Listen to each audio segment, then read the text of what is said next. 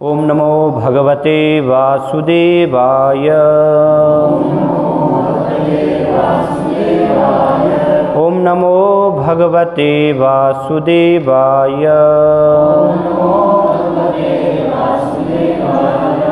ओम नमो भगवते वासुदेवाय।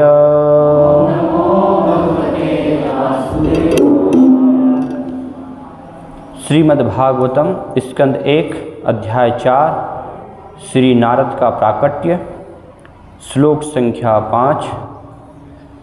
दृष्ट्वा अनुयान्तं ऋषिं आत्मजं अपि अनग्नं देव्यः हिया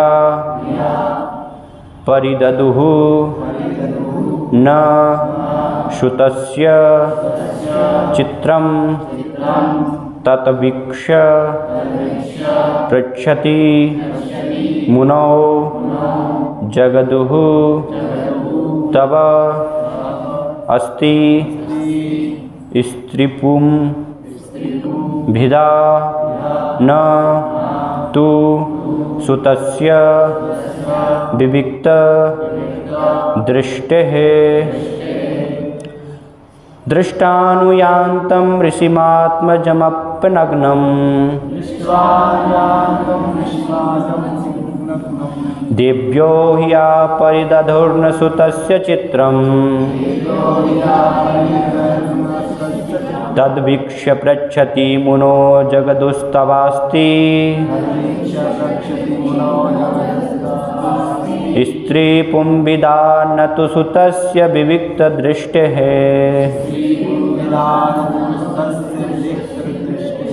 दृष्ट्वानुयान्तं ऋषिमात्मजमप्यनग्नं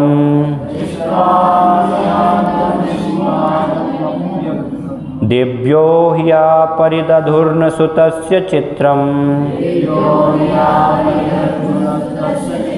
तद्वीक्ष्य पृच्छति मुनो जगदुस्तवास्ति स्त्री पुंविदा न तु सुतस्य विविक्त दृष्टे। दृष्ट्वानुयान्तं ऋषिमात्मजमप्यनग्नं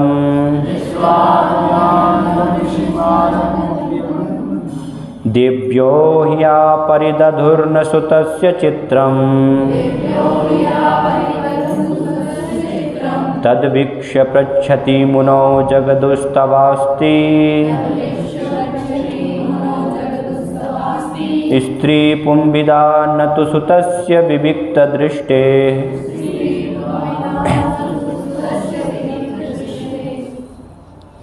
दृष्ट्वानुयान्तं ऋषिमाजमपि नग्नं दृष्ट्वानुयान्तं ऋषिमात्मजमप्यनग्नं देव्यो ह्या परिदधुर्न सुतस्य चित्रम्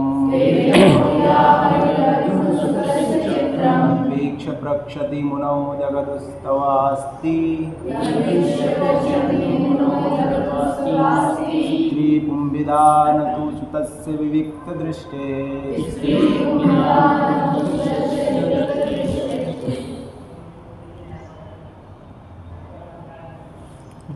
माता जी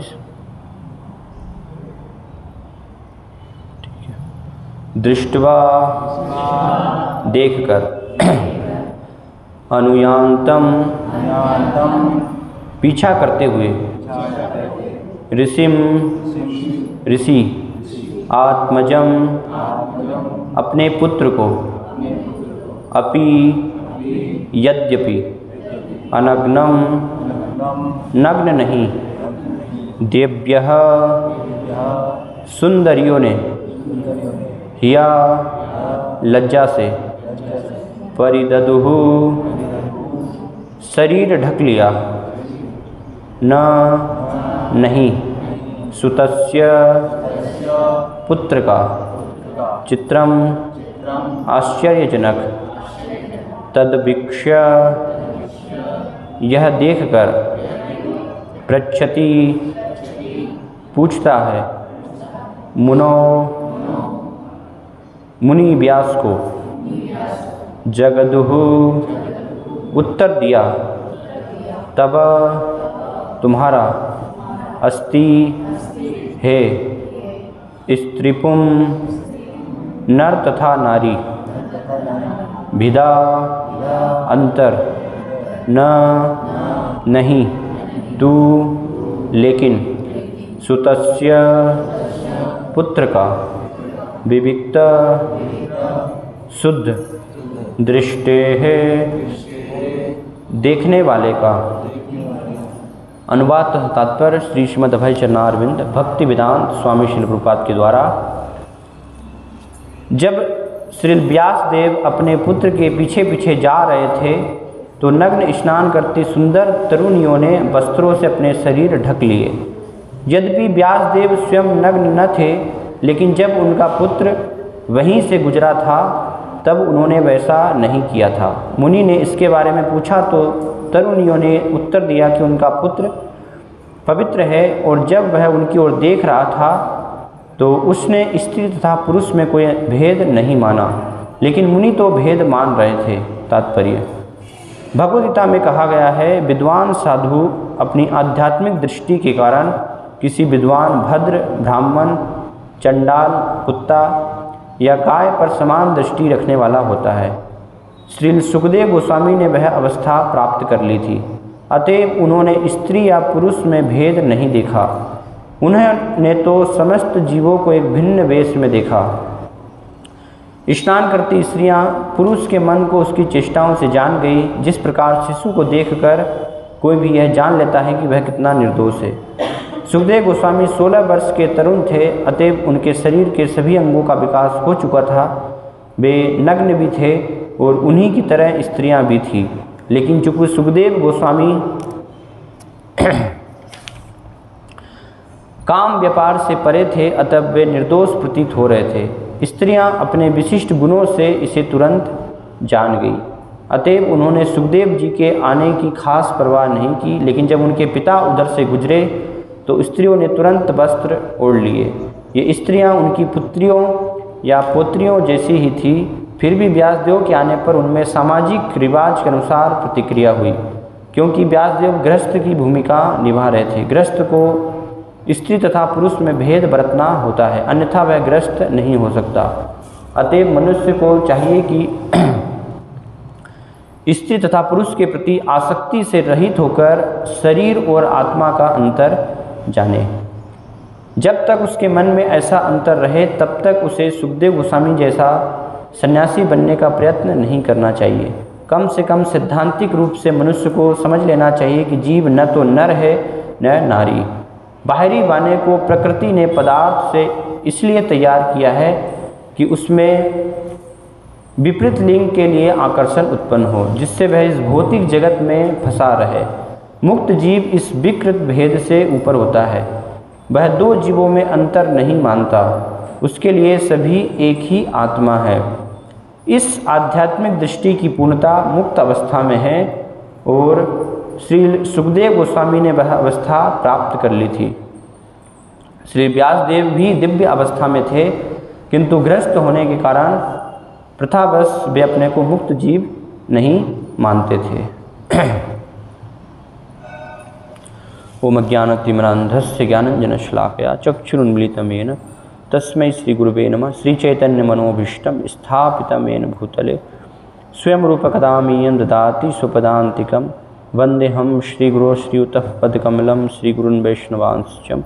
श्रीरूपं साग्रजातं सहगण रघुनाथान्वितं तं सजीवं साद्वैतं सावधूतं परिजनसहितं कृष्णचैतन्यदेवं श्रीराधा कृष्णपादान् सहगण ललिता शिवशाखान्वितांश्च।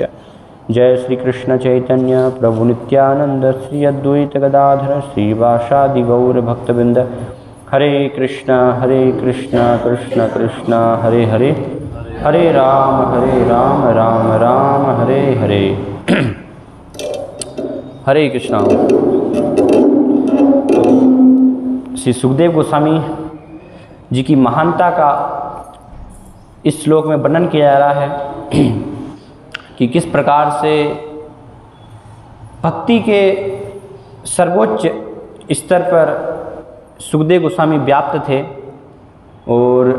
एक प्रकार से इस श्लोक में उनकी स्थिति को व्यासदेव जी, जो कि स्वयं भगवान के ही विस्तार हैं, भगवान के ही अवतार हैं, उनको भगवान के अवतार में माना जाता है, तो उनसे भी एक प्रकट किया जा रहा है, उनकी श्रेष्ठता को स्थापित किया जा रहा है। तो यहाँ पर इस श्लोक में वर्णन हो रहा है कि जब सुखदेव गोस्वामी का प्राकट हुआ और प्राकट्य होते से ही तुरंत, क्योंकि पहले ही जन्म से ही वो मुक्त अवस्था में थे, है ना, और मुक्त अवस्था में भी सर्वोच्च एक प्रकार से उनका जो स्तर है वो इसको बताया अवधूत वेश, है ना, अवधूत वेश कहा गया है।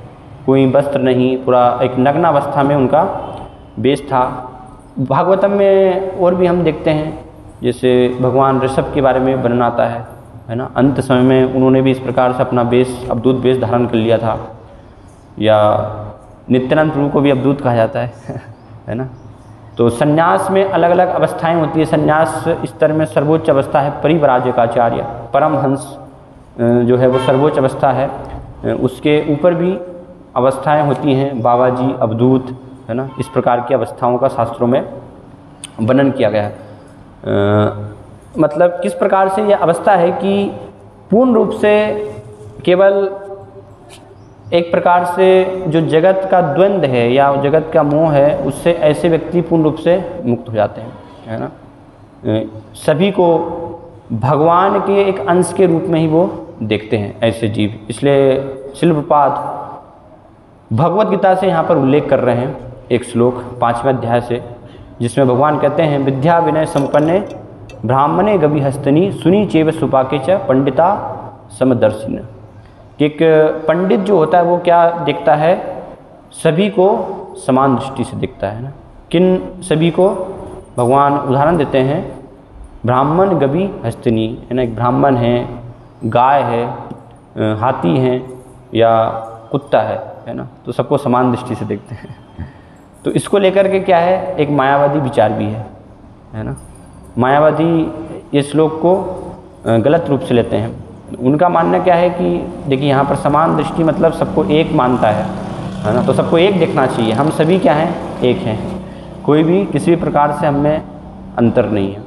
तो ये यहाँ पर इस प्रकार से दृष्टिकोण नहीं है, इसलिए इसको समझना बहुत ही आवश्यक है कि भक्त के लिए जब एक का प्रयोग किया जा रहा है या यहाँ पर बताया जा रहा है कि सुखदेव गोस्वामी कोई अंतर नहीं देख रहे थे, तो उसका अर्थ ये नहीं है कि सभी को वो एक मानकर देख रहे थे। जिस प्रकार से कि मायावादी देखते हैं कि हम सब एक हैं, है ना, भगवान हैं, हम हैं, कोई किसी भी प्रकार से अंतर नहीं है। अहम ब्रह्मास्मि, जो वो है वही मैं हूँ, इस प्रकार से उनका मानना होता है। तो यहाँ पर एक देखने का अर्थ क्या है कि शरीर के रूप में तो अलग अलग ही देखना पड़ेगा।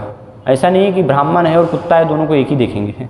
कुत्ते को कुत्ते के स्तर का सम्मान देना पड़ेगा। जैसे वैदिक संस्कृति में हम देखते हैं कुत्ते को घर में नहीं घुसने दिया जाता, है ना, उसको जो है बाहर जो भी उसका भोजन है वो गृहस्थ लोग बाहर उसको देते हैं, है ना। आज का समय अलग है कि लोग घर में भी उसको रखते हैं। तो ब्राह्मण को घर में बुला करके सम्मान दिया जाता है ना। ब्राह्मण अगर है तो वैदिक संस्कृति में नियम है, उनका हमें पाद प्रक्षालन करना चाहिए, उनको सम्मान देना चाहिए। लेकिन उसी प्रकार से सबके साथ, कुत्ते के साथ भी वैसा नहीं किया सकता। तो यहाँ पर जो बताया जा रहा है कि सुखदेव गोस्वामी जैसे व्यक्ति या भक्त होते हैं वो इन सबको समान देखते हैं, उसका अर्थ है कि वो ये देख रहे हैं कि ये सब में क्या है, भगवान परमात्मा के रूप में विराजमान है ना। भगवान हर एक जीव के अंदर परमात्मा के रूप में विराजमान है और ये सभी जो हैं परमात्मा के अंश हैं। हम सभी भगवान के अंश से हैं। जैसे भगवान भगवगीता में वर्णन करते हैं, ममैवांशो जीव लोके जीवभूत सनातन, सनातन हम अंश हैं। तो इसलिए अंश के रूप में एक भक्त एक प्रकार से सबको समान दृष्टि से देख रहा है कि ये अपने कर्मों के अनुसार इनको अलग अलग योनियां प्राप्त हुई हैं, लेकिन ये सभी भगवान के सेवक हैं, भगवान के अंश अपनी शुद्ध स्थिति में, है ना, आध्यात्मिक स्थिति में जब उनको पूर्ण रूप से आत्मज्ञान है, वो देहात्म बुद्धि में नहीं है, उस अवस्था में पूर्ण रूप से वो शुद्ध हैं। तो उस स्थिति में भगवान के ऐसे भक्त सबको समान दृष्टि से देखते हैं, है ना। लेकिन फिर भी अंतर वहाँ पर शरीर के रूप में अंतर हमेशा रहेगा, है ना। ऐसा नहीं कि जैसे ब्राह्मण के साथ व्यवहार करेंगे, एक भक्त के साथ व्यवहार करेंगे तो उस प्रकार से कुत्ते के साथ भी व्यवहार करेंगे। तो इसको समझना बहुत ही आवश्यक है। नहीं तो क्या होता है कि मायावादी और ये विचार पूरा कई बार एक हो जाता है ना, कि सबको एक दृष्टि से देखना है, इसलिए कोई अंतर किसी प्रकार से हमें कोई भी अंतर नहीं करना। नहीं, ऐसा नहीं है ना, भगवान के अंश के रूप में उनको समान दृष्टि से देखना। तो ये दृष्टि जो है सुखदेव गोस्वामी की हो गई थी। तो क्योंकि जन्मावस्था से ही, जन्म से पहले से ही वो वास्तव में मुक्त अवस्था में थे सुखदेव गोस्वामी। कथा आती है उनके जन्म की कथा कि कैसे जब व्यासदेव जी जो है उनके पुत्र के रूप में सुखदेव गोस्वामी प्रकट होते हैं तो वास्तव में 16 साल है ना माता के गर्भ में ही रहे वो, 16 वर्ष तक बाहर नहीं आना चाहते थे, क्योंकि उनका मानना था कि अगर बाहर हम आएंगे तो माया पकड़ लेगी है ना। और स्वाभाविक ये हर जीव के साथ होता है ना। गर्भावस्था में जब होता है तो उसको क्या होता है, ज्ञान होता है, भगवान से वो प्रार्थना करता है मैं भगवान आपकी भक्ति करूँगा, है ना, आपकी सेवा करूँगा। लेकिन जैसे ही बाहर आता है वैसे क्या होता है, माया में आ जाता है, भूल जाता है सब कुछ कि क्या मैंने जो है भगवान को वचन दिया था, क्या मैंने प्रतिज्ञा की थी, और इस संसार के भोग में लग जाता है। तो इसलिए सुखदेव गोस्वामी आना नहीं चाहते थे बाहर, है ना। तो स्वयं व्यासदेव जी उनको बोलते हैं कि आप आइए, नहीं आपको माया जो है नहीं पकड़ेगी। लेकिन फिर भी तो फिर भगवान स्वयं आते हैं वहाँ पर, है ना, भगवान विष्णु आते हैं, उनको आश्वासन वहाँ पर जब देते हैं कि आप बाहर आइए, किसी भी प्रकार से मेरी जो माया शक्ति है वो आपको प्रभावित नहीं कर पाएगी, तब बाहर आते हैं। और बाहर आकर फिर क्या करते हैं, है ना, क्योंकि मुक्त अवस्था में है तो इसलिए फिर देखते नहीं कौन माता है पिता है, नहीं, तुरंत निकल जाते हैं बाहर, है ना। पीछे मुड़कर भी जो है नहीं देखते। व्यासदेव जी चिल्ला रहे हैं, अरे कहाँ आप जा रहे हैं, रुकिए रुकिए है ना। व्यासदेव जी फिर पीछे जाते हैं। तो वास्तव में सुखदेव गोस्वामी का वर्णन किया गया है। सुखदेव गोस्वामी जैसे कई बार हम सुनते हैं कि पहले वो ब्रह्मवादी थे, निर्विशेष स्वरूप को मानते थे, है ना, और कैसे श्रीमद् भागवतम श्रवण करने से,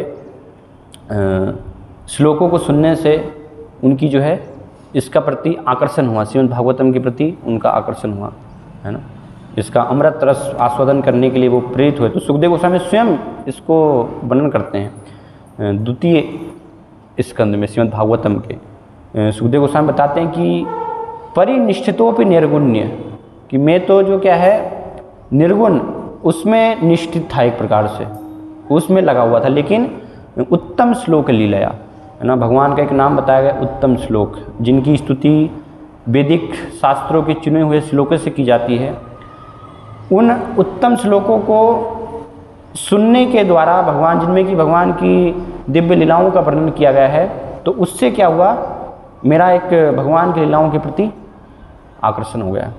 तो इससे सुखदेव गोस्वामी ये भी वास्तव में दिखा रहे हैं कि जो श्रीमद् भागवतम है जिसमें भगवान की लीलाओं का वर्णन किया गया है, तो किस प्रकार से ये निर्विशेष जो स्वरूप है, निर्गुण है, उससे भगवान की लीलाएं, भगवान का दिव्य स्वरूप, भगवान के नाम रूप गुण, ये सभी कैसे श्रेष्ठ हैं कि जो पहले से मुक्त अवस्था में हैं, है ना, जिनको इस संसार से कुछ भी लेना देना नहीं है, संसार का सारा राग द्वेष मोह जिनका छूट गया है, ब्रह्म के जो है चिंतन में ही लगे हुए हैं, ऐसे भगवान के भक्त भी, ऐसे जीव भी भगवान की लीलाओं से आकृष्ट होते हैं, जो कि आत्माराम है। एक प्रकार से आत्माराम के रूप में भी इनका वर्णन किया गया है। अपने आप में संतुष्ट हैं, लेकिन आत्माराम भी भगवान की लीलाओं से आकृष्ट होते हैं।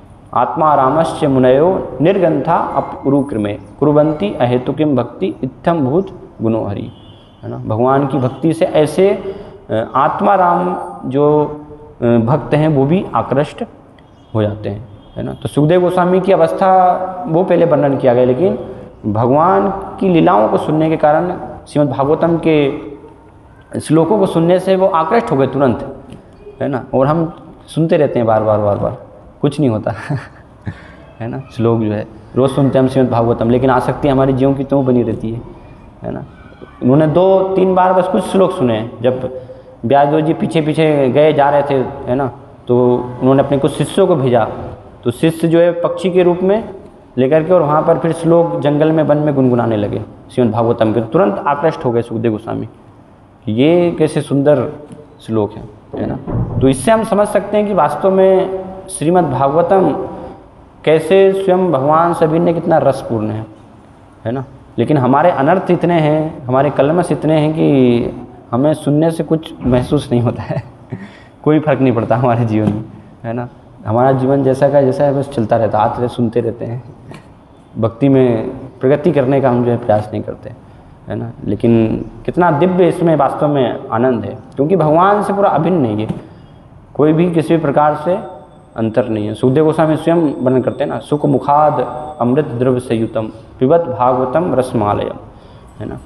दिव्य रस का इसमें वर्णन किया गया हर एक श्लोक में, हर एक वास्तव में शब्द में, है ना, अमृत रस का जो है आस्वादन हो रहा है। प्रति श्लोके प्रति अक्षर है नाना अर्थक है। चैतन्य चेतामृत में वर्णन किया गया कि ये भागवत क्या है, कृष्ण तुल्य भागवत विभु सर्वास है। प्रति श्लोके प्रति अक्षरे नाना अर्थक है। या अन्यत्र भी कहा गया कि हर एक श्लोक में भगवान की जो है दिव्य लीलाओं का वर्णन किया गया है ना। प्रति श्लोके प्रति अक्षरे गोपी कृष्ण नाना रंग, इस प्रकार से वर्णन किया गया है। तो सुखदेव गोस्वामी एक्चुअली उनका वर्णन आता है कि ब्रह्मवादी के रूप में उनको बताया गया है, लेकिन वास्तविकता में अगर देखा जाए तो सुखदेव गोस्वामी तो उनकी जो स्वाभाविक स्थिति है बहुत ही उच्च स्थिति है ना। राधा रानी के पेरट तोते हैं एक प्रकार से। आध्यात्मिक जगत में जो सुखदेव गोस्वामी की स्थिति है वो ये स्थिति है ना। तो एक बार शिव जी पार्वती जी को भगवान की कथा का जब वर्णन कर रहे थे तो बहुत ही ये रहस्यमयी कथा पार्वती जी को बता रहे थे। उन्होंने पार्वती जी को कहा था कि कोई दूसरा इसको जो है सुनना नहीं चाहिए, लेकिन हुआ क्या, पार्वती जी तो आधे में ही सो गई सुनते सुनते, है ना। तो बाद में फिर सुखदेव गोस्वामी तोते के रूप में जो है वो वहाँ पर उसको सुनने लगे, है ना। तो शिव जी को थोड़े समय के बाद पता चलता है कि पार्वती जी तो सोई हुई है, कोई और जो है दूसरा सुन रहा है, कौन है ये। देखते हैं तोता सुन रहा है ना। तो ऐसे रहस्य को शिव जी ने सोचा अगर ये योग्य है नहीं है जान लेंगे तो उससे तो अनर्थ हो जाएगा। तो तुरंत फिर शिव जी मारने के लिए पीछे भागते हैं। तो सुखदेव गोस्वामी क्या करते हैं, वहाँ से तोते के रूप में आते हैं और जो व्यासदेव जी की पत्नी है ना, उनके गर्भ में प्रवेश कर जाते हैं। तो फिर अब शिव जी वहाँ पर कुछ भी नहीं कर सकते, तो फिर इसलिए शिव जी चले जाते हैं। तो फिर वहीं पर रहते हैं सुखदेव गोस्वामी और फिर प्रार्थना पर ना, जैसा कि वर्णन है 16 वर्ष के बाद बाहर निकलते हैं। भगवान जब आश्वासन देते हैं कि आपकी माया जो है प्रभावित नहीं करेगी तो तुरंत फिर निकल जाते हैं, है ना। और निकल जाने के बाद फिर यहाँ पर ये श्लोक जो है उस स्थिति का वर्णन हो रहा है ना, कि जब रास्ते में आगे जाते हैं और व्यासदेव जी भी उनके पीछे जाते हैं, है ना। तो अलग अलग जो है कथाएं हैं, अलग प्रपात शिल्पात वर्णन करते हैं। सुखदेव गोस्वामी व्यासदेव जी के लिए वास्तव में एक दूसरे सुखदेव गोस्वामी को भी प्रकट कर देते हैं, ये वर्णन किया गया है ना। इसलिए 2 सुखदेव गोस्वामी बताए गए, एक छाया सुखदेव गोस्वामी ना, वास्तविक सुखदेव गोस्वामी है उनको तो कोई मोह नहीं था तो वो तो निकल जाते हैं, लेकिन दूसरे जो है अपने एक छाया के रूप में वो प्रकट करते हैं। तो आगे चल करके वो सुखदेव गोस्वामी फिर क्या है, वो गृहस्थ भी बनते हैं। उनका श्रीमद् भागवत में वर्णन आता है, शिल्पात वर्णन करते हैं। तो वो आगे चल करके फिर गृहस्थ जीवन में प्रवेश करते हैं ऐसे। तो व्यासदेव जी भी जाते हैं, आगे बढ़ते हैं। तो यहाँ पर ये वर्णन किया जा रहा है कि जब सुखदेव गोस्वामी जी जा रहे होते हैं तो रास्ते में कुछ युवतियाँ सरोवर में स्नान कर रही होती हैं, है ना। वैदिक संस्कृति में सब सरोवर में बाहर हम देखते हैं कुएँ, नदी, तालाब, इस प्रकार से वहाँ पर सभी जो है स्नान करते थे। स्त्रियों के लिए अलग होता था, पुरुषों के लिए अलग होता था। तो युवक स्त्रियाँ ऐसे जब वहाँ पर स्नान कर रही थी तो सुखदेव गोस्वामी जब जाते हैं तो उनको देख करके स्त्रियाँ जो है वो वस्त्र वहाँ पर नहीं पहनती, है ना। अपने आप को, अपने शरीरों को ढकने का प्रयास नहीं करती। लेकिन बाद में जब व्यासदेव जी जाते हैं तो फिर क्या है, वो अपने आप को वहाँ पर ढकने का प्रयास करते हैं। उनको एक लज्जा का वहाँ पर अनुभव होता है। और जब फिर व्यासदेव जी ये देखते हैं तो प्रश्न करते हैं, वो जिज्ञासा करते हैं कि मेरे पुत्र जब गए, सुखदेव गोस्वामी यहाँ से गए, तो आपने अपने आप को जो है वस्त्रों से नहीं ढका, है ना, लेकिन मैं जब आया हूँ तो आपने अपने आप को ढक लिया है। तो यहाँ से हम देख सकते हैं कि किस प्रकार से व्यासदेव जी भी पूर्ण रूप से भगवान के विस्तारी हैं, कोई अंतर नहीं है ना, लेकिन फिर भी एक सुखदेव गोस्वामी की जो स्थिति है वो व्यासदेव जी से भी श्रेष्ठ है ना, क्योंकि व्यासदेव जी एक भेद देखने का प्रयास कर रहे हैं। जैसे शुरुआत यहाँ पर बता रहे हैं कि गृहस्थ को क्या है, अंतर देखना होता है, नहीं तो वो गृहस्थ नहीं हो सकता। स्त्री पुरुष में अगर भेद नहीं करेगा तो फिर वो गृहस्थ नहीं बन पाएगा। तो व्यासदेव जी भेद देख रहे थे, है ना, कि ये स्त्री हैं, ये पुरुष हैं, तो जो स्त्रियां हैं वो उसको समझ जाती हैं। लेकिन जब सुखदेव गोस्वामी जाते हैं, सुखदेव गोस्वामी वहाँ से जा रहे थे, तो वो पूर्ण रूप से एक प्रकार से उनके अंदर भेद नहीं था। जो संसार का द्वंद्व है वो सब उससे मुक्त हो गए थे सुखदेव गोस्वामी, है ना, सबको भगवान के वो अंश के रूप में देख रहे थे। ये बहुत सर्वोच्च स्तर बताया गया है, एक्चुअली साधारण स्तर नहीं है वास्तव में, है ना, तो बहुत उच्च स्तर पर इस प्रकार से व्याप्त थे। तो स्त्रियां जो है वो उसको समझ जाती हैं कि इनके अंदर तनिक भी वास्तव में काम वासना नहीं है ना। सुखदेव गोस्वामी पूर्ण रूप से काम वासना से मुक्त हैं, तो इसलिए वो अपने आप को ढकने का वहाँ पर जो है प्रयास नहीं करती हैं। नहीं तो सुखदेव गोस्वामी 16 वर्ष के युवक थे, और जो युवतियाँ उनका भी वर्णन हो रहा है कि वो भी लगभग जो है 16 वर्ष की थी। तो लेकिन फिर भी ज्यों की त्यों उनकी स्थिति बनी रहती। लेकिन व्यासदेव जी जब आते हैं तब फिर वो अपने आप को एक सामाजिक लज्जा बस, है ना, भले ही वो पुत्रियाँ भी हैं, है ना, यहाँ पर प्रपात वर्णन कर रहे हैं कि व्यासदेव जी की पुत्री के वो समान थी, लेकिन शास्त्र में एक सामाजिक रीति के अनुसार बताया गया कि पुत्री के लिए भी आवश्यक नहीं है कि अपने पिता के समक्ष इस प्रकार जो है ऐसी स्थिति में रहे। वो समाज में एक निंदा की दृष्टि से उसको देखा जाता है। तो ये संभावना है, ऐसा जो है संभव है। और हम देखते हैं कि सुखदेव गोस्वामी ने श्रीमद् भागवतम व्यासदेव जी के माध्यम से ही सीखा है ना। बाद में जब श्लोक से आकर्षित होते हैं तो फिर जिज्ञासा करते हैं वो श्लोक ये कहाँ से श्लोक आए हैं, है ना, कौन ये श्लोक बोल रहा है। तो बाद में फिर उनके शिष्य व्यासदेव जी को बताते हैं कि आप चलिए, व्यासदेव जी जो है उन्होंने ये श्रीमद् भागवतम की रचना वो आपको जो है बताएंगे सारे श्लोक अच्छे से। तो फिर सुखदेव गोस्वामी पूरा ग्रहण करते हैं ये शिक्षाएं व्यासदेव जी के माध्यम से। तो प्रश्न उठ सकता है कि व्यासदेव जी के माध्यम से ही सुखदेव गोस्वामी श्रीमद् भागवतम को उन्होंने सीखा, सुखदेव गोस्वामी ने जाना, तो फिर सुखदेव गोस्वामी में कोई भेद दृष्टि नहीं है, पूर्ण रूप से वो मुक्त हैं। और व्यासदेव में यहाँ पर जो है भेद दृष्टि है, तो सुखदेव गोस्वामी कैसे श्रेष्ठ हो सकते हैं, है ना। उन्होंने तो व्यासदेव जी से ज्ञान लिया, तो फिर व्यासदेव जी श्रेष्ठ होना चाहिए वास्तव में। लेकिन आध्यात्मिकता में भौतिक जो है सिद्धांत वहाँ पर लागू नहीं होते। एक शिष्य भी वास्तव में गुरु से बढ़ कर के हो सकता है ना, गुरु से आगे निकल सकता है। ऐसे बहुत सारे रामानुजाचार्य हैं, उनके या अलग अलग भक्तों के हम जीवन में देखते हैं, है ना, कि एक प्रकार से अगर आकलन करें तो वो उनका स्तर जो है गुरु से भी ऊपर होता है। लेकिन जो शिष्य है वो स्वयं अपने आप को ऐसा नहीं मानता कि मैं गुरु से आगे बढ़ गया हूँ, है ना। अगर शिष्य अपने आप को मान लेंगे कि अब तो गुरु से मैं आगे निकल गया हूँ, तो फिर वास्तव में उन्होंने प्रगति नहीं की, है ना। लेकिन एक समान अगर दृष्टि से हम जो है अवलोकन करें तो उसके माध्यम से देख सकते हैं, जान सकते हैं कि कई बार अनुभव में, साक्षात्कार में, भक्ति के विज्ञान में भले ही एक शिष्य गुरु से ज्ञान ले रहा है और गुरु निश्चित तौर पर वो भी आगे बढ़े हुए हैं, वो भी शुद्धि हैं, पूर्ण रूप से पवित्र हैं, भगवान के शुद्ध भक्त हैं, ऐसा नहीं है। लेकिन शुद्ध भक्तों में भी स्तर बताया गया अलग अलग, बृहद भागवतामृत में वर्णन किया गया है अलग अलग स्तरों का, है ना। वहाँ पर कि कैसे प्रहलाद महाराज हैं, तो प्रहलाद महाराज, फिर हनुमान जी, फिर पांडव, है ना, और द्वारिका के सब द्वारिकावासी हैं, उनमें भी उद्धव हैं, गोपियाँ हैं, लक्ष्मियाँ हैं, जो रुक्मणी आदि सब रानियाँ हैं। तो एक एक करके ऐसे सब स्तरों का वर्णन किया गया कि कैसे सब शुद्ध भक्त हैं, सब श्रेष्ठ हैं, है ना। लेकिन शुद्ध भक्तों में भी अलग अलग साक्षात्कार होता है उनका, अलग अलग स्तर होता है। इसलिए कई बार हम देखते हैं श्रीमद् भागवतम में श्लोपाद अलग अलग आचार्यों की व्याख्याएं हमें देते हैं।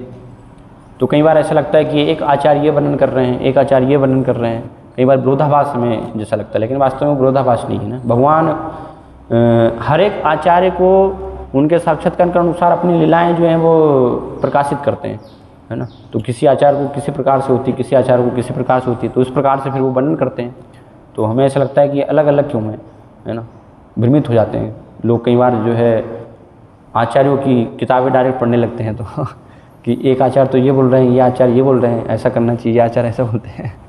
तो अलग अलग समय के अनुसार भगवान जो है सब आचार्यों को क्या है वो साक्षात्कार देते हैं, तो उसके अनुसार फिर वो वर्णन करते हैं। तो भक्ति में इस प्रकार से संभव है कि एक शिष्य भी भगवत साक्षात्कार में गुरु से आगे निकल सकता है वास्तव में, है ना।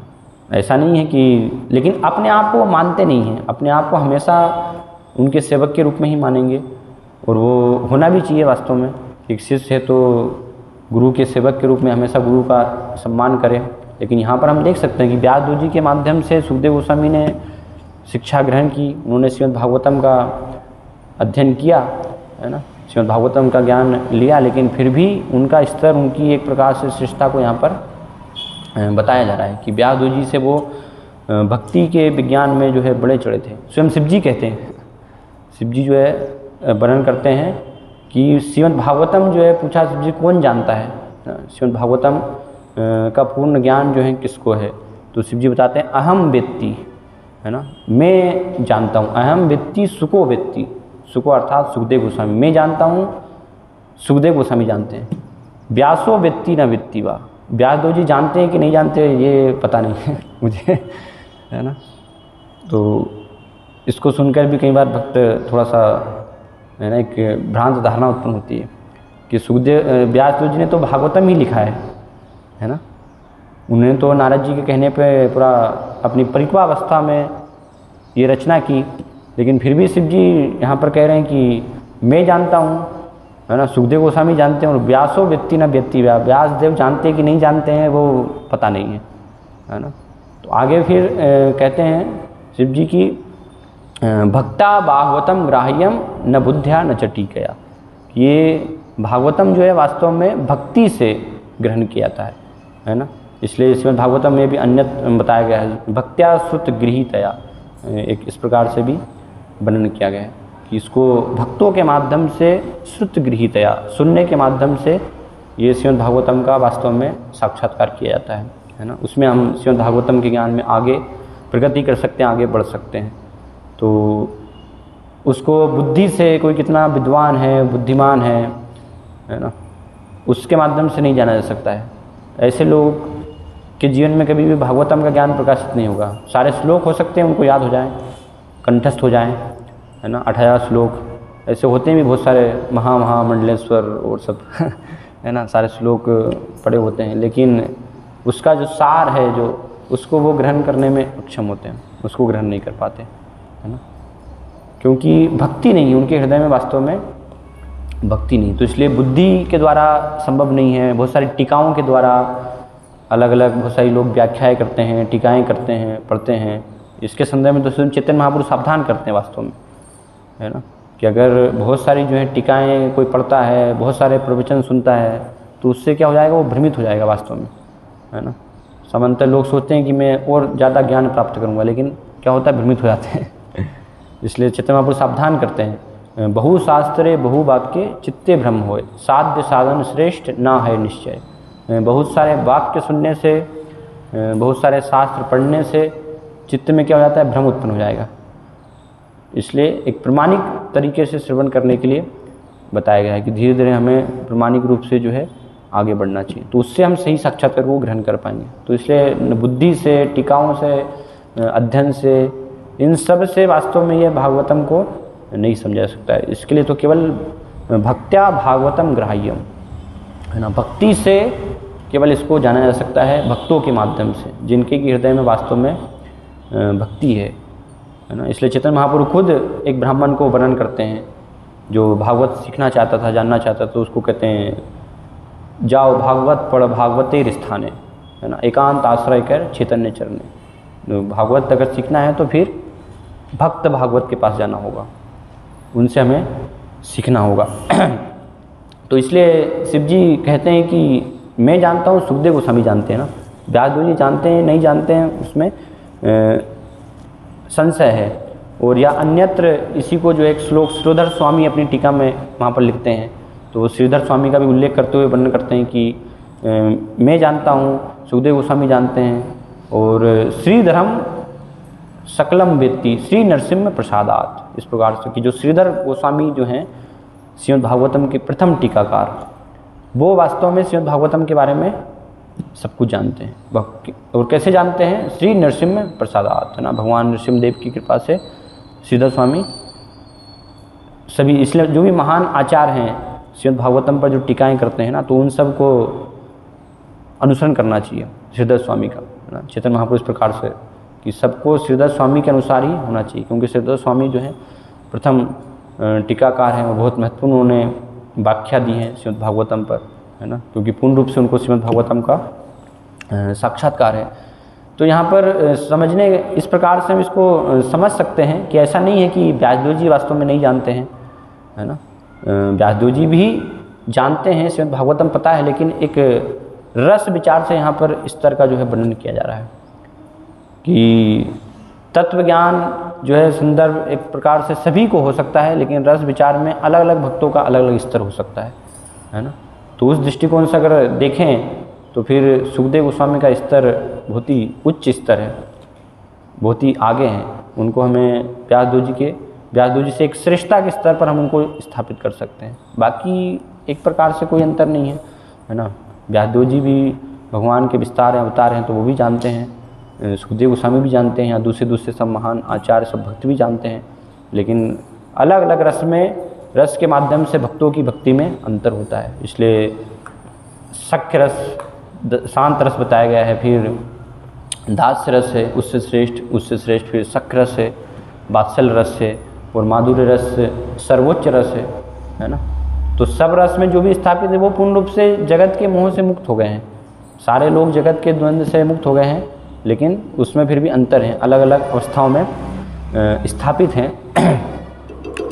तो यहाँ पर जो वर्णन किया जा रहा है कि सुखदेव गोस्वामी पूर्ण रूप से मुक्त थे, तो इसलिए क्या हुआ कि स्त्रियों ने जो है अपने आप को वस्त्रों से नहीं ढका। तो कई बार हम देखते हैं बहुत सारे सहजिया लोग हैं, है ना, ये नकल करने का प्रयास करते हैं। प्रभुपाद उनके लिए सावधान कर रहे हैं, यहाँ पर प्रभुपाद जो है लिख रहे हैं, है ना,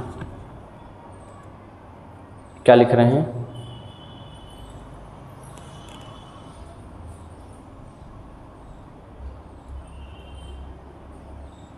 अतः मनुष्य को चाहिए कि स्त्री तथा पुरुष के प्रति आसक्ति से रहित होकर शरीर और आत्मा के अंतर को जाने।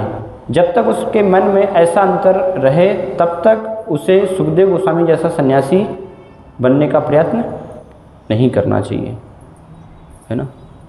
तो सैद्धांतिक रूप से सिर्फ ये समझना, सैद्धांतिक रूप से ज्ञान होना चाहिए कि ठीक है स्त्री पुरुष वास्तव में सब भगवान के अंश है, क्योंकि आत्मा कोई स्त्री पुरुष नहीं है ना। आत्मा तो क्या है, ये जीवन में हमारे कर्मों के अनुसार हमें स्त्री का शरीर मिला है, किसी को पुरुष का शरीर मिला है ना। अगले जन्म में हमारे कर्म होंगे तो और कोई हमें शरीर प्राप्त होगा, जो इस जीवन में पुरुष है वो स्त्री हो सकता है, स्त्री जो है वो पुरुष हो सकती हैं, तो उससे कोई अंतर नहीं पड़ता। इसलिए चैतन्य महाप्रभु ने कहा है कि वास्तविक जो जीव की स्थिति है वो क्या है, हाँ मैं जो है ब्राह्मण नहीं हूँ, मैं क्या हूँ, क्षत्रिय नहीं हूँ, है ना, वैश्य शूद्र ये सब मैं नहीं हूँ, है ना, ब्रह्मचारी गृहस्थ वानप्रस्थ सन्यासी ये सब मैं नहीं हूँ, मैं क्या हूँ, एकमात्र में जो स्थिति है, क्या स्थिति है, क्या बताते हैं चैतन्य महाप्रभु? नहीं वो तो अलग, इसमें क्या बताते हैं? गोपीर भर्तु पद कमलयोर दास दासानुदास। चैतन्य महाप्रभु बताते हैं ये वास्तव में स्थिति है ना। तो इसको एक हमें सैद्धांतिक रूप पर साक्षात्कार करना चाहिए कि हम सब क्या हैं, भगवान के दास हैं, भगवान के सेवक हैं, लेकिन सिर्फ सैद्धांतिक रूप से समझने से कार्य नहीं होगा जब तक कि उसका हमें पूर्ण रूप से व्यवहारिक रूप से साक्षात्कार हमने नहीं कर लिया है। सिर्फ सैद्धांतिक रूप से समझने से नकल करने लग जाएंगे तो फिर क्या हो जाएगा, अर्थ का अनर्थ हो जाएगा। और हम देखते हैं किस प्रकार से होता है ना। बहुत सारे भक्त अपने आप को बहुत उच्च स्तर पर समझ लेते हैं कि अपने आप तो सब कुछ अब जान लिया है ना। वृंदावन में हम देखते हैं, इसलिए बहुत सारे फिर सहजिए हैं वहाँ पर, है ना, अपने आप को गोपी मानने लगते हैं। हम तो भगवान की गोपियाँ हैं, है ना, भगवान तो हमें दिखाई देते हैं, बात करते हैं, भगवान तो दर्शन कर लिया हमने तो, है ना, भगवान का तो दर्शन होता है। अभी कुछ समय पहले ही, कुछ दिन पहले एक भोपाल में आए थे गृहस्थ दंपत्ति, है ना, तो ब्राह्मण थे वो ऐसे, तो पति पत्नी दोनों वहाँ पर आए हैं। तो पत्नी जो है बता रही हैं कि इनको तो साक्षात्कार भी हो गया है ना। तो फिर वो बता रहे नहीं नहीं सबके सामने नहीं बोलना चाहिए तो फिर मैं बैठ के सुन रहा था, मैंने कहा ठीक है अभी नहीं, क्या इनको बोले कि साक्षात्कार अगर होता तो फिर उसका अर्थ क्या है साक्षात्कार का भगवान के दर्शन होने का। तो ऐसे क्या बहुत सारे लोग जो हैं बोलते रहते हैं ना, अपने आप को मानते रहते हैं कि हम गोपियाँ हैं, नकल करते हैं, लेकिन उससे लाभ नहीं होगा वास्तव में। इस प्रकार के ऐसे करने से लाभ नहीं होगा जब तक कि भक्ति शास्त्र पे आधारित नहीं है ना, शास्त्रों के अनुसार हम कार्य नहीं कर रहे हैं। तो आपको वृंदावन और अलग सब जगह आपको इस प्रकार से सहजिए मिल जाएंगे जो कि भगवान की इन सब लीलाओं की, है ना, नकल करने का प्रयास करते हैं। तो ऐसे लोगों को सावधान वहाँ पर किया जा रहा है। तो सोच सकते हैं कि उन लोगों को किया जा रहा है, नहीं हम तो परंपरा का पालन कर रहे हैं, नहीं हम भी सहजिया बन सकते हैं माया के भी भ्रमित कर सकते हैं। और देखते भी हम प्रपाद के शिष्यों के जीवन में, है ना, प्रपात के जो है रहते ही, प्रपात के रहते ही एक गोपी भाव क्लब जो है चालू हो गया था उनके शिष्यों ने, प्रपात को जब पता चला तो प्रपात ने बोला ये क्या चल रहा है ये सब है ना। मनगढ़ंत तरीके से लोग जो हैं राधा कृष्ण की बस लीलाएं सुन रहे हैं, नकल करने का उसका जो है प्रयास कर रहे हैं, वो स्तर वास्तव में है ही नहीं, है ना। तो इसलिए यहाँ पर सावधान किया रहा है कि सुखदेव गोस्वामी एक सैद्धांतिक तौर पर ये ज्ञान हमें समझना आवश्यक है कि हम शरीर नहीं है, आत्मा है, हम सब जो हैं, है ना, कोई भी स्त्री पुरुष नहीं है, सभी जो हैं भगवान के अंश हैं। लेकिन जब तक हम पूर्ण रूप से शुद्ध नहीं हुए हैं, जब तक इस समाज में हैं, तो वो भेद करना आवश्यक होता है ना। भेद अगर नहीं करेंगे तो फिर क्या हो जाएगा, वो अनर्थ हो जाएगा। वो होता है समान रूप से। इस प्रकार से फिर जो नकल करने का प्रयास करते हैं तो फिर क्या होता है, भोग में फंस जाते हैं, है ना। भक्ति के नाम पर फिर भोग करते हैं वो, वास्तव में सोचते हैं हम उच्च बड़े हुए हैं, भक्ति कर रहे हैं, लेकिन वास्तव में पूरा जो है भोग में ऐसे लोग लिप्त रहते हैं। और श्रीमद् भागवतम में श्रीपाद लिखते हैं पंचम स्कंद में, है ना, वहाँ पर ऋषभ देव के संदर्भ में आता है। ऋषभ देव की स्थिति यही थी, वो भी अपने आप को जो है अंतिम अवस्था में पूरा वस्त्रों को त्याग करके और एक मूक बहरे व्यक्ति के समान, जैसे सुखदेव गोस्वामी भ्रमण कर रहे थे, है ना। तो सुखदेव गोस्वामी तो लोगों को कब पता चला कि ये महान व्यक्ति, जब उन्होंने कुछ बोलना प्रारंभ किया, है ना, क्योंकि वास्तविक भक्त कौन किस स्तर पर जब तक कोई बोलेंगे नहीं पता नहीं चलेगा। उससे पहले तो उनके पीछे लोग, बच्चे जो है भागवत में बने ना, पत्थर फेंक रहे थे है ना, उनको मारने का प्रयास कर रहे थे। लेकिन जब यहाँ पर राजा परीक्षित इंतजार कर रहे थे, वहाँ पर जब वो सब ऋषि मुनि थे आते हैं और जब सम्मान देते हैं, तो फिर वो स्थिति को देख करके सारे लोग जो है भाग जाते हैं। फिर पता चलता है कि कोई साधारण व्यक्ति नहीं है ना, इनका स्तर वास्तव में क्या है। तो जब तक सुनेंगे नहीं तब तक पता नहीं चलता है ना। तो ऐसा ही ऋषभ देव का भी जो है वहाँ पर वर्णन है। लेकिन भागवतम में वर्णन है कि ऋषभ देव की भी नकल करने की प्रयास की, है ना। जो जैन धर्म जो है वो अनुयायी सब नकल करते हैं वहाँ पर, है ना, अपने आप को दिगंबर सोच लेते हैं कि हम भी उस स्तर पर वास्तव में आ गए हैं, है ना। तो श्रीपाद लिखते हैं कि जब तक ऋषभ देव की नकल कब करनी चाहिए आपको, या सुखदेव गोस्वामी की नकल कब करनी चाहिए, जैसे ऋषभ देव जो है मल भी त्याग करते थे तो उसकी कहीं के किलोमीटर दूर जो है खुशबू जाती थी है ना। तो अगर आप अपने जो है मल को शुद्ध कर पाएँ तो फिर आप नकल कर सकते हैं, लेकिन मल को ही शुद्ध नहीं कर सकते, उससे बदबू आती है ना। आप खुद जो है वहाँ पर नहीं बैठ सकते तो फिर नकल करने की आवश्यकता नहीं है ना। तो ऐसे सब सहजिया और सब इस प्रकार से पूरा अधिकतर संख्या उनकी होती है ना, पूरा लोग भरे रहते हैं। वृंदावन जाएंगे तो वृंदावन तो भक्ति शांत महाराज कहते सारा सहजों से भरा हुआ है। भक्ति शांत महाराज जब गए तो उन्होंने देखा सब बाबा जी बड़े बड़े, ऐसा लग रहा तपस्या सब कर रहे हैं।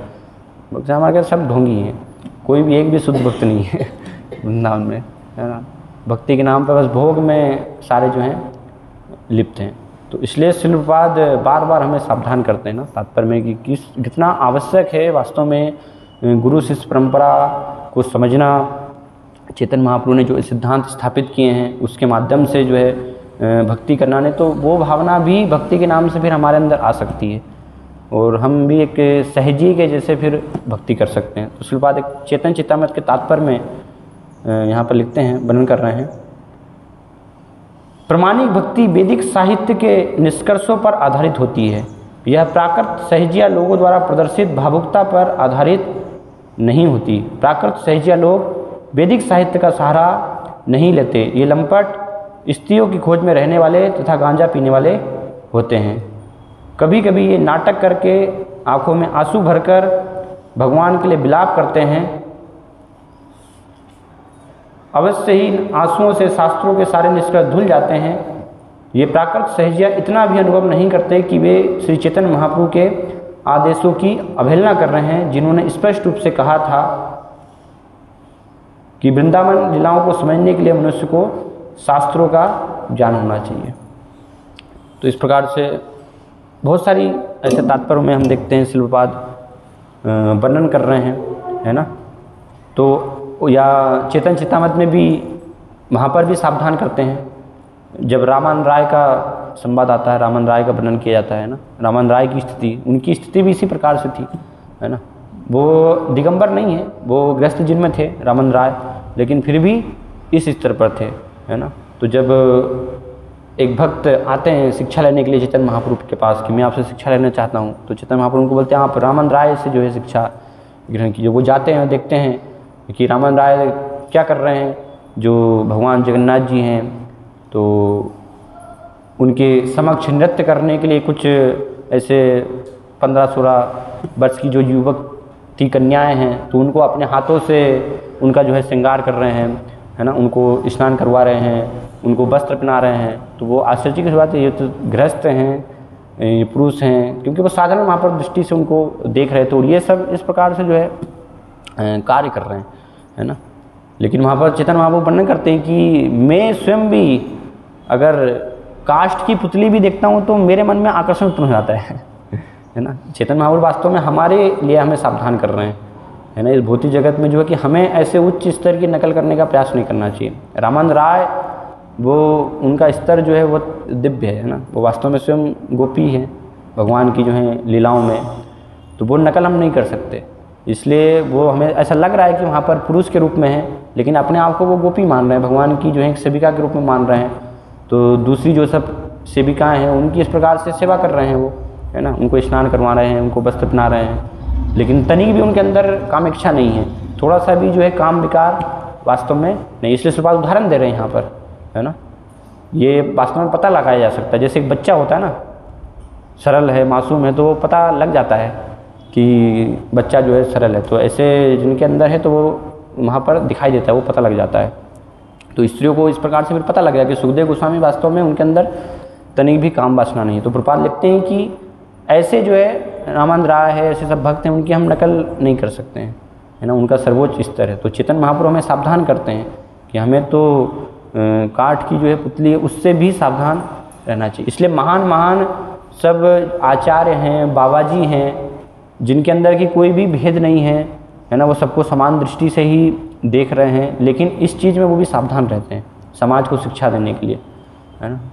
क्योंकि ये शिक्षा देने के बाद भी हम देखते हैं कि बहुत सारे जो है सहजी हैं, नकल करने का प्रयास करते। तो अगर आचार्य ऐसा नहीं सिखाते तो फिर तो कितने सहजियों से ही पूरा भर जाता सब लोग जो है। तो सब बाबा जी महाराज भी, गौर किशोरदास बाबा जी, है ना, दूसरे जगन्नाथ दास बाबा जी, सब हम देखते हैं कि सारे कोई भक्ति के विधि विधान है, नीति नियम हैं, वो सब पालन नहीं करते थे, लेकिन ये इसमें बहुत सावधान रहते थे, स्त्री पुरुष के भेद में, है ना। स्त्री हैं तो उनसे वो दूर रहते थे, है ना, उसमें थोड़ी सी भी लापरवाही वहाँ पर नहीं बरतते थे। ऐसा नहीं कि बस कोई भेद नहीं है ना, सारा भेद जो है बस मिट गया है ना।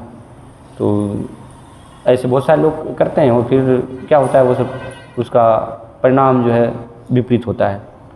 तो इसलिए हमें सावधान रहना है, अपने आप को हमें जो है भक्ति में सावधान करना है कि जब तक ये अंतर नहीं मिट जाए ना। इसलिए प्रभुपाद यहाँ पर लिख रहे हैं कि जब तक कोई ये शरीर और आत्मा के अंतर को पूर्ण रूप से उसमें साक्षात्कार ना कर ले, उसमें स्थापित ना हो जाए, है ना, तब तक वास्तव में ऐसे सुखदेव गोस्वामी जैसे शुद्ध भक्त उनकी नकल करने का प्रयास नहीं करना चाहिए, क्योंकि तब तक अगर नकल करेंगे तो फिर उसका दुष्परिणाम होगा। भक्ति से हम और वास्तव में हमारा पतन हो जाएगा, है ना। हमें लगेगा ऐसा कि हम भक्ति कर रहे हैं, लेकिन भक्ति से पतन हो जाता है, क्योंकि माया इस प्रकार से भ्रमित करती है वहाँ पर, है ना।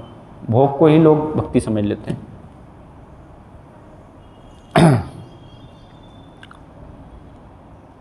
तो इस प्रकार से इस श्लोक में सुखदेव गोस्वामी की स्थिति का वर्णन किया रहा है कि किस प्रकार से सुखदेव गोस्वामी जो हैं वो श्रेष्ठ सर्वोच्च जो है स्तर पर हैं, है ना। तो ऐसे सुखदेव गोस्वामी के जो सब प्रतिनिधि हैं उनके माध्यम से ये भागवतम हमें प्राप्त हो रहा है, और सुखदेव गोस्वामी जो हैं बता रहे हैं, हमें सावधान कर रहे हैं किस प्रकार से हमें भागवतम को श्रवण करना चाहिए, भागवतम को हमें सीखना चाहिए, किस प्रकार से हमें भक्ति करनी चाहिए। तो उनका अनुसरण करें हम, है ना, क्योंकि महाजन है सुखदेव गोस्वामी, 12 महाजनों में से एक है। महाजनों येन गतः स पंथा, तो उससे फिर हमारे जीवन में लाभ होगा। हरे कृष्णा। कोई अगर आपके प्रश्न हैं, जिज्ञासा है, पूछ सकते हैं इस संबंध में।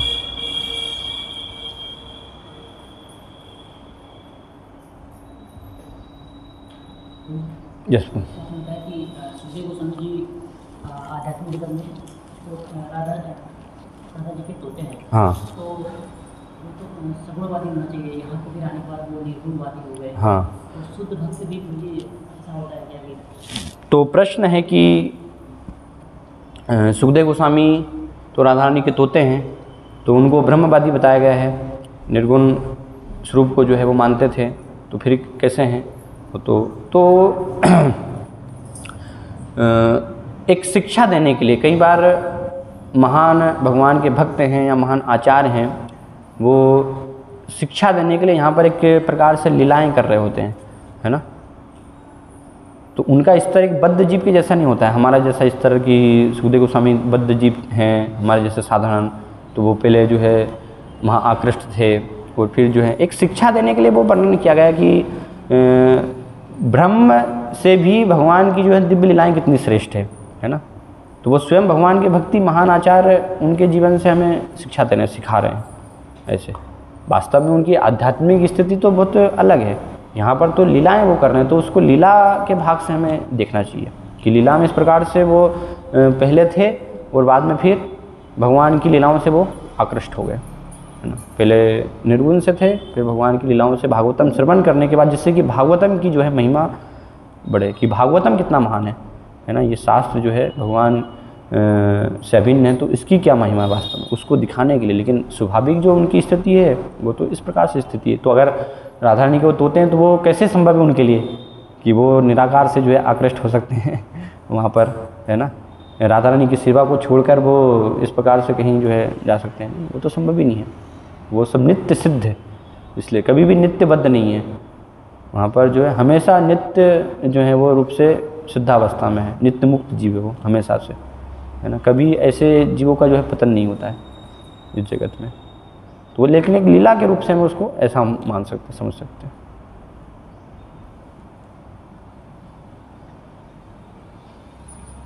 यस बोलिए। प्रभु जी ऋषभ देव जी को जैन समाज वाले तीर्थंकर मानते हैं, उनके प्रथम तीर्थंकर। तो लास्ट में उनकी अवधूत अवस्था आ गई थी, जैसे अभी आपने बताया। तो क्या इसीलिए जो दिगंबर साधु उनको फॉलो करते हैं क्या? हाँ, भागवतम में ही ये वर्णन किया गया है कि भगवान ऋषभ देव जब इस प्रकार से अपने पुत्रों को उपदेश दे करके और सब त्याग करके फिर जो है निकल जाते हैं, तो बाद में क्या है कि कुछ समय के बाद एक राजा होता है भगवान ऋषभ देव के बाद में, एक अरहत नाम का वर्णन किया गया है। तो अरहत नाम का जो राजा है वो उनकी नकल करने का प्रयास करता है।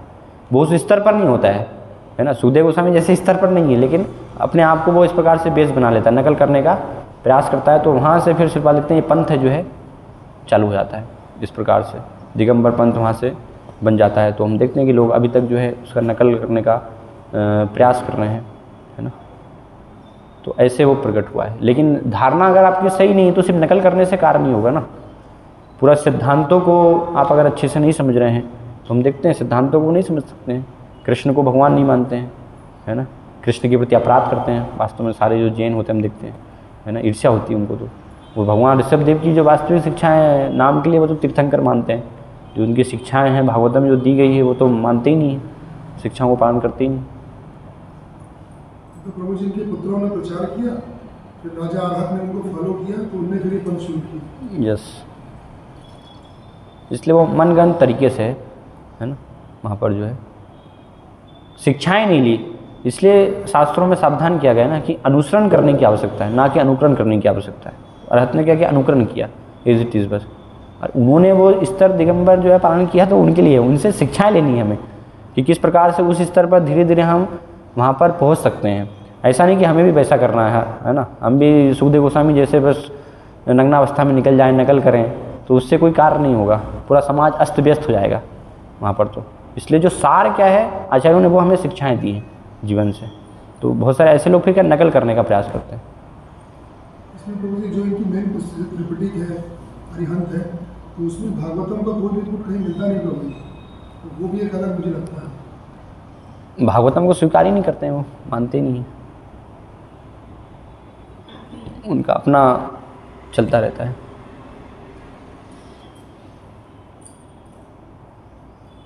इसलिए वो सब ये अलग अलग जो दर्शन हैं उसमें सब वो आते हैं ना, सब नास्तिक दर्शन जो है, अलग अलग चारवाक है और बहुत सारे षड दर्शन में सब कुछ नास्तिक दर्शन हुए ना, तो ये सारे जैन हैं जो ये सब दर्शन उसी में आते हैं, सारे दर्शन वहीं पर।